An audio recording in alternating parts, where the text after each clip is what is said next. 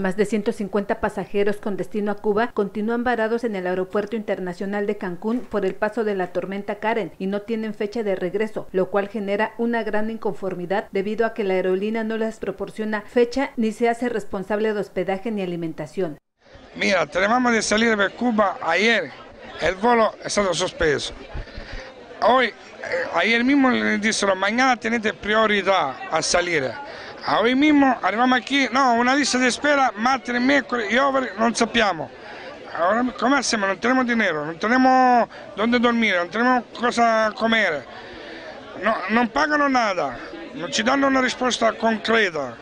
Io gastai dinero hotel 2 días, comida. Otra de las afectadas dice que de por sí llegar a Cancún les costó 2 noches varados en Caracas y otro en Cuba, sin contar que todavía tendrá que permanecer una semana más en esta ciudad. A punto del llanto, anticipó que están por perder su trabajo si no regresa inmediatamente a su lugar de origen.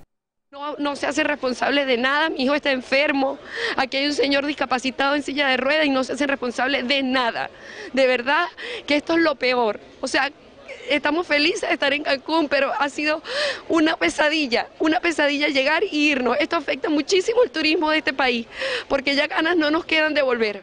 Inconformes indican que su regreso estaba programado para el mediodía del jueves, por lo que se les anticipó que hoy viernes serían prioridad en el único vuelo que sale con rumbo a la isla, pero hoy no fueron atendidos y se les dijo que su regreso será paulatino, conforme haya espacio. La representante de la aerolínea, Dulce María García Felipe, advirtió a los pasajeros que su salida será conforme haya espacio, pues no son la prioridad en este momento. Con imágenes de Giovanni Tamayo para Notivisión, Patricia Vázquez.